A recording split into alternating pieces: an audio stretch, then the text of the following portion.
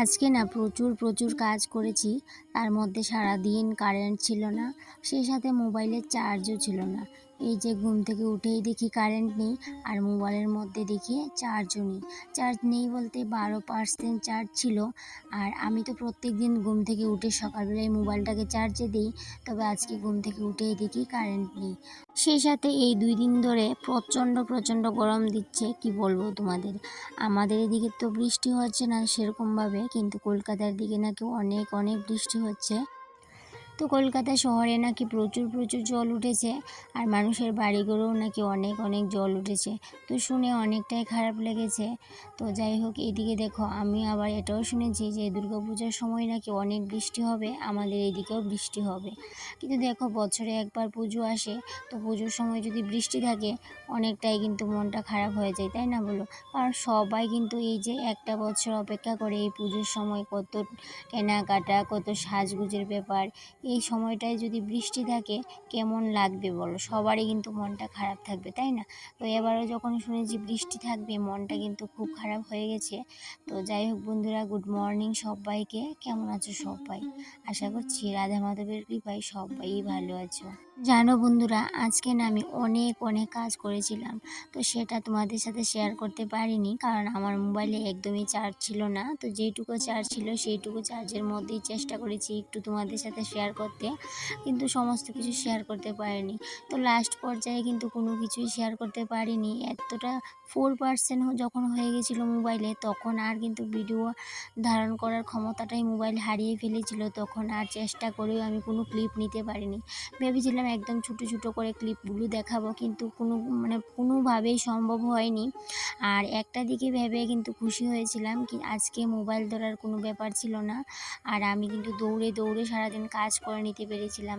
প্রচণ্ড গরমের মধ্যে সারাদিন কি বলবো তোমাদের, সারাদিনই বলতে পারো কাজ করেছি।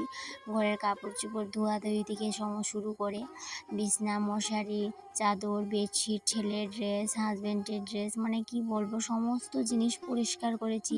তার মধ্যে ঘরের র্যাক ট্যাক সমস্ত কিছু ধোয়াধুয়ি করেছি। তবে সেগুলো করেছি নিশ্চিন্ত মনে।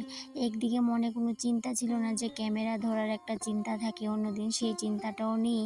আর আজকে টিউশনও কিন্তু একটাই ছিল, সেই জন্য আরও নিশ্চিন্ত মনে কাজগুলো করছিলাম।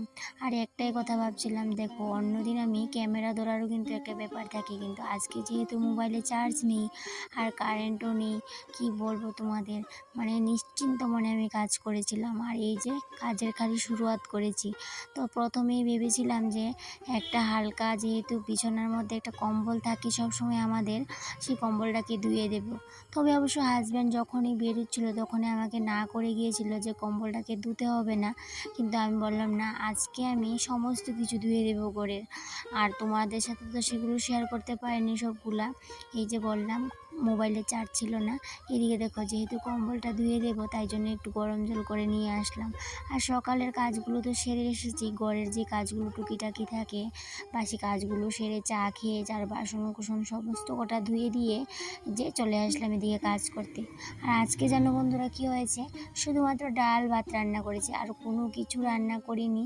এই যে ডাল ভাত রান্না করে এই যে কাজে লেগেছি, আমার এই স্নান করতে ওই বিকেল 5টা। জানো বন্ধুরা, আজকে কাপড় ধোয়ার জন্য এই যে আমার চালের ড্রামটা, সেটাকে না আমি অবসর করে নিয়ে আসলাম। চালগুলোকে ঢেলে এই যে নিয়ে আসলাম, কেন বলো তো, যেহেতু কম্বলটা ধুয়ে দেবো, সেই সাথে অনেক কাপড় চোপড় ধুয়ে দেবো। তাই জন্য ভাবলাম এই বালতিটার মধ্যে যদি সমস্ত কাপড় চোপড় ভিজিয়ে নিই তাহলে কিন্তু অনেক কাপড় চোপড় ধুয়ে নিতে পারবো। তাই জন্য ড্রামটাকে নিয়ে আসলাম ঘর থেকে। আর এই যে কম্বলটাকে ধুয়ে দিচ্ছি, আমি কিন্তু কম্বলটা ধোয়ার জন্য একটু গরম জল করেছিলাম। এই যে হালকা গরম জল, কুসুম গরম জল বানিয়ে সেটার মধ্যে সার্ফ দিয়ে তারপরে কিন্তু কম্বলটা ভিজিয়েছি। কারণ যখনই আমরা ময়লা জিনিস কুসুম গরম জলে ভিজাই তাহলে কিন্তু চট করে ময়লাটা কেটে যায়। সেটা কিন্তু আমি সবসময় করে থাকি। যদি একটু ময়লা কাপড় চোপড় থাকে সেক্ষেত্রে আমি একটু হালকা কুসুম জল ব্যবহার করে থাকি। আর এদিকে দেখো, আরেক বালতি কাপড় এদিকে ভিজিয়ে ধুয়ে গিয়েছিলাম সকালবেলায়, সেগুলো এখন নিয়ে ধুয়ে দেবো।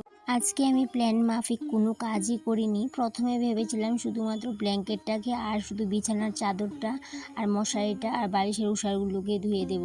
কিন্তু আজকে হঠাৎ করে কি মনে হলো ঘরের সমস্ত কিছু ধুয়ে নিয়েছি। যেহেতু ক্যামেরার একটা ব্যাপার থাকে, সেই ব্যাপারটা আজকে নেই, তাই জন্য ভাবলাম আমি না অনেকটাই ফ্রি। আর সেই ভাবনাটা ভেবেই কিন্তু ঘরের সমস্ত জিনিসপত্র ধুয়ে দিয়েছিলাম। তারপর ঘরের যে একটা আমার কাপড়ের রেক ছিল সেটাকেও ধুয়ে দিয়েছিলাম। তারপর সমস্ত কিছু ধুয়ে শুকিয়ে এই যে ঘরে নিয়ে গেছি। তারপর যেহেতু হালকা পাতলা ছিল সেগুলো চট করে কিন্তু শুকিয়েও গেছিলো। আর পেছনের দিকেও কিছুটা মেলে দিয়েছিলাম, তারপরে চট করে শুকিয়েও গিয়েছিলো। তারপরে এই যে অনেকটা দেরি করে স্নান করে আসলাম, এখন কিন্তু পুজোটা দিয়ে দেব। তো যেহেতু অনেক কিছু ধোয়াধুয়ি করতে হয়েছে আজকে, তাই জন্য কিন্তু আজকে বললামই তো রান্না বান্নাও একদম খুব সিম্পল, ডাল ভাত। আর সেক্ষেত্রে হাজব্যান্ডও কিন্তু আজকে কিছু বলেনি, ডাল ভাত যেহেতু রান্না করেছি কিছু বলেনি, যেহেতু ঘরের সমস্ত জিনিসপত্র ধুয়ে দিয়েছিলাম আর শুকিয়েও গেছে। এখন কিন্তু গুছিয়ে নিয়েছি, গুছিয়ে তারপরে যে স্নান করে পুজো দিতে চলে আসলাম। তো আবার কিন্তু বেরোতে হবে সন্ধ্যের সময় এক জায়গাতে বলতে ওই যে পুজোর চাঁদা কাটতে যাবে পাড়ার সবাই। তো আমাকে বলছিল তাদের সাথে বাজারে যেতে। তো আমি বললাম ঠিক আছে, প্রত্যেক দিনই বলে কিন্তু আমি যেতে পারি না কাজের জন্য, কিন্তু আজকে বললাম না ঠিক আছে যাব। তো তাই জন্য কিন্তু এই যে কাপড় চোপড় সমস্ত কটা ঘরে নিয়ে গেছিলাম, আর যেগুলো একটু ভিজেছিল সেগুলোকে বারান্দাতে মেলে দিয়েছিলাম। তারপরে এই যে ডাল ভাত খেয়ে সোজা ছেলেকে দিয়ে গিয়েছিলাম একজনের বাড়িতে। তো যারা চাঁদা কাটতে যাবে ওদের বাড়িতে একজনের বাড়িতে দিয়ে গেছিলাম। তারপর আমরা সবাই মিলে চাঁদা কাটতে বেরিয়ে গেলাম। ঠিক সন্ধ্যে 6টায় বেরিয়ে গেছিলাম, আর আস্তে আস্তে কিন্তু অনেকটাই দেরি হয়ে গেছিলো রাতে। কারণ চাঁদা কাটতে গেছি যেহেতু বাজারে অনেক দোকানপাট, সেগুলো কিন্তু ওই যে হেঁটে হেঁটে চাঁদা কাটা অনেকটাই কিন্তু দেরি হয়ে গেছে। তো চাঁদা টাদা কেটে এইদিকে চলে আসলাম টিফিনের দোকানে, সবাই নাকি একটু চা খাবে। তো আমিও চলে আসলাম তাদের সাথে, এই যে চা টিফিন খাবে, তো সেই জন্য একটু ভিডিও করে নিলাম আর সেই সাথে কয়েকটা ছবিও তুলে নিয়েছিলাম। তো একটু স্মৃতি হিসাবে ছবিগুলোকে রেখে দিয়েছিলাম, এই ছবিটাকে স্মৃতি হিসাবে রেখে দিয়েছি। তো সবাই কিন্তু অনেকটাই খুশি হয়েছে আমার ছবি তোলা বা ভিডিও করা দেখে। তারপরে এই যে সোজা টমটমে উঠে গেলাম সবাই, এবার বাড়ি চলে আসছি। তো এই বাড়ি আসতে আসতে প্রায় 9:30 বেজে গেছিলো রাত্র। তারপরে সে রান্না বান্না করতে হবে। তো দুপুরেও তো আজকে বেশি রান্না করতে পারিনি, আর রাতের বেলাও যেহেতু অনেকটা দেরি হয়ে গেছে চাঁদা তুলতে এসে। আর তারপরে কিন্তু বাড়ি যেতে যেতে প্রায় 10টা, কারণ টাকার হিসাব নিকাশ হয়েছে সেগুলোও কিন্তু সবার সাথে বসে একটু করে নিয়েছিলাম। তারপর বাড়ি এসে এই যে শুধুমাত্র ভাত আর এই যে গরম গরম উস্তা ভাজি করে নিয়েছিলাম একদম মুচমুচে করে। তো ব্যাস এইটুকুই আজকে রান্নাবান্না, আর কিছু করিনি। ভিডিওর শুরুতেই বলেছিলাম আজকে কোনো কিছুই ক্যামেরা বন্দি করতে পারিনি। তো যাই হোক বন্ধুরা, তাহলে আজকের ভিডিওটা এই পর্যন্তই থাক। আবারও দেখা হবে তোমাদের সাথে পরবর্তী কোনো একটা ব্লগে। টাটা।